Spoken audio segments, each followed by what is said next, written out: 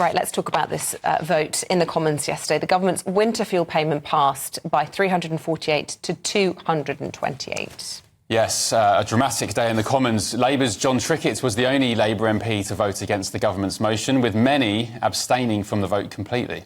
Well, the director of Age UK, Caroline Abrahams, believes the winter will be a deeply challenging one for millions of pensioners. So, what do you think this morning? Were MPs right to vote for a cut to the winter fuel payment for pensioners?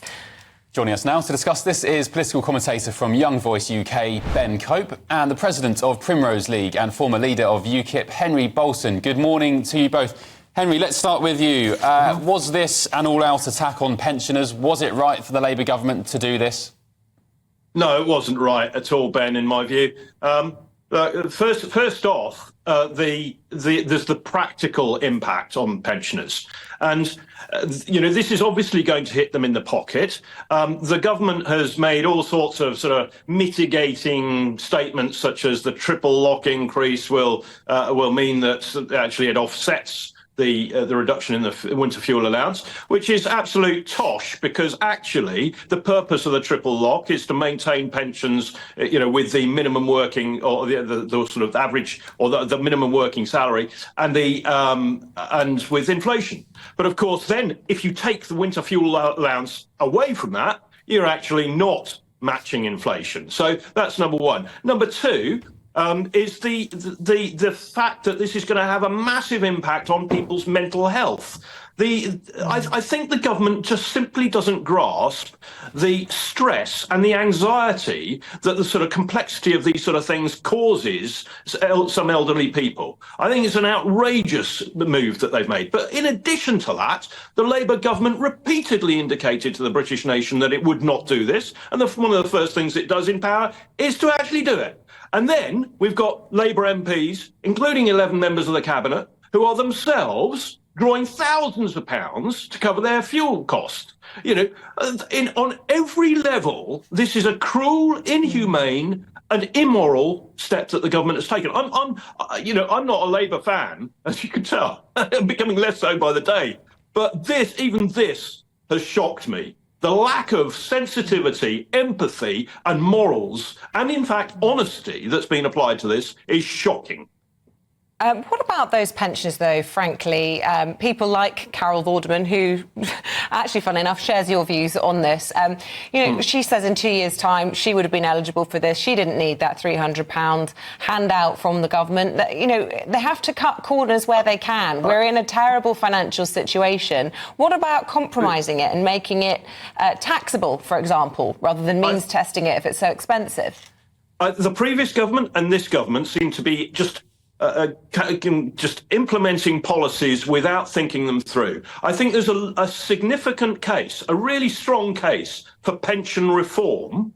However, to just simply go off and deal with the winter fuel allowance, as it is simply, it's one element that's going to have a major impact on some people. And frankly, it's a lack of acumen, strategic acumen, planning and thinking amongst politicians and obviously the civil servants who are advising them. I'm just going to bring Ben Cope in. Ben, Labour's own research from a few years back said that 4,000 or up to 4,000 pensioners would die if this winter fuel allowance was scrapped. So why did Sir Keir Starmer plough on ahead regardless? Look, I think overall the reason why he's done this is because it's both fair and economical. As you said, there are sort of a large number of very wealthy pensioners in the UK. In fact, it's the richest demographic, with one in four being millionaires. So I think we need to move away from a system where we have sort of universal benefits for pensions, but then we means test all other kinds of benefits for sort of other members of the public. So I think it's a step in the right direction. I mean, as you said, there are clearly questions about sort of how this has been implemented. There might be some who will be caught out. Either they'll be sort of right on the sort of the margin line, or they might be sort of below it, but not claiming pension credit at the moment. So I think there are ways this could be implemented better. For example, I think pension credit, you should receive that automatically, and I think we should maybe look at increasing that level slightly higher. But by doing that, it means testing what the other benefits the pensioners receive. So I think, as a one-off, it's the right decision, but I think as we've been talking about, it needs to be part of a broader package to make sure there is enough support. I suppose there is a question, Henry, about whether or not there is a mandate for this. I mean, you talked about it not being in the manifesto, but also there's lots of talk about how, they've got so many more seats in Parliament than their vote share, and then they're coming through as one of the first things that they're doing is bringing in a policy that wasn't even there. Could this be, and Ben was talking earlier on the programme about the Liberal Democrats sort of betraying students. Will this be one of those moments that might define Keir Starmer's tenure in Downing Street even?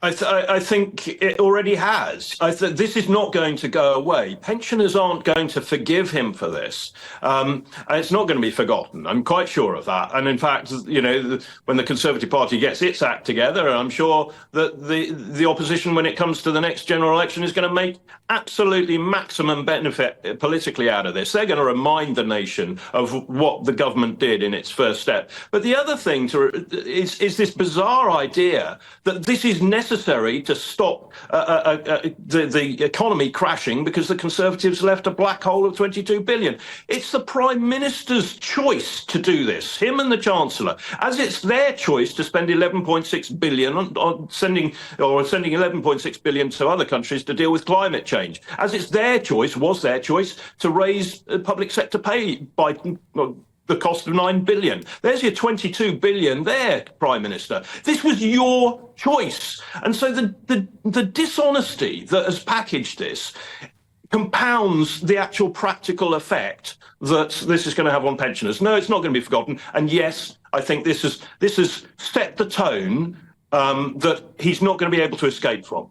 OK, Ben, last word to you. Whether you think this is the right decision or not, can you appreciate the argument that politically it maybe seems a little bit naive when, as Henry said, we're sending billions to Africa for climate aid. They've just given train drivers and doctors billions of pounds worth of public sector pay rises. Do you think politically and strategically this, wasn't executed very well? Yeah, I would agree with that. Even though as I've set out, I think we do need to start means testing pension benefits. I think the way that this is being carried out, communications-wise, has been quite poor. I think any government needs to explain to the public that there's. I think the general perception of how well-off pensioners are needs to change. I think there is an idea that the pensioners are quite poor, where in fact the majority are quite rich. And I think if you're going to start implementing policies like this, you need to start communicating that first. OK. Henry Bolton, Ben Cope, thank you both for debating that this morning for us. We appreciate it. Interesting point about pensioners being millionaires. I guess on paper they are, but the fact of the matter is, as far as I'm concerned, is you've got elderly people rattling around in massive houses where their partners have perhaps died, the kids have left. They're worried about inheritance tax down the road. They're worried about stamp duty as well. So people like Ben say, pensioners are millionaires. It's like, well, they're not cash rich. They're not jumping into their Lamborghinis going down to the bingo club. They're struggling. They are struggling. Right. Let's talk about some sport in a moment. Paul Quick will be here, lots for you. But good morning, Olivia. The front page is, of course, dominated by the early release scheme. Prisoners coming out of these jails, getting into Lamborghinis at some points, saying they're going to vote Labour for the rest of their lives. Thank you, Mr Starmer. Then, of course, the winter fuel situation. It's not been a good 24 hours, has it, for Labour, the optics-wise, anyway? No, it's been an incredibly difficult 24 hours for Keir Starmer. The day began yesterday with these pictures of prisoners being released, popping their champagne corks, prisoners coming out and saying, I don't think I've been rehabilitated.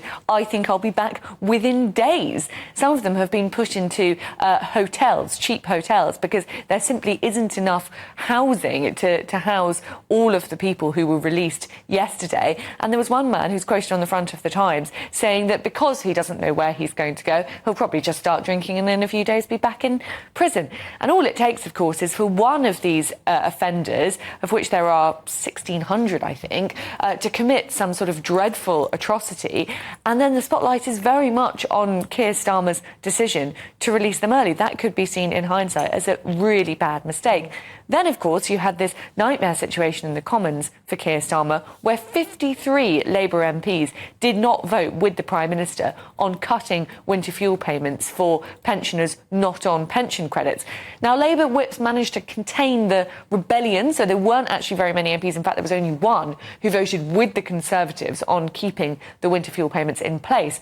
But 53 MPs refusing to vote altogether on the issue really is not a good look for the new Prime Minister. It feels as though these MPs, they don't feel as though Keir Starmer has won them their seats. The Labour Party was popular in the election, particularly because the Conservatives were so unpopular. But Keir Starmer himself never polled particularly impressively. In fact, he polled lower at some points than Jeremy Corbyn, who was seen as such a disaster. And that means that he doesn't quite have the same authority as perhaps someone like Tony Blair, even though he has pretty much the same size majority. And Olivia, this breaking news in the last 10 minutes about no growth in July flatlining. This is the first set of financial figures really that is attributable to Labour, because of course the election was on the 4th of July. They can no longer sort of bask in what was beginning to look like slightly more favourable economic figures that Rishi Sunak was beginning to bring through. Well, absolutely. I mean, I'm sure the Labour Party will still blame the previous government for these not particularly impressive figures.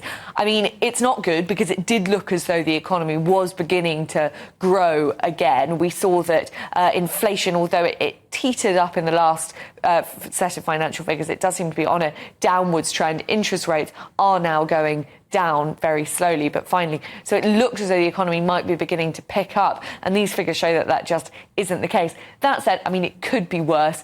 At least we haven't teetered back into recession period. So Labour will be trying to sort of spin this any which way they can. But yeah, the Conservatives are going to be looking quite smug today, I expect.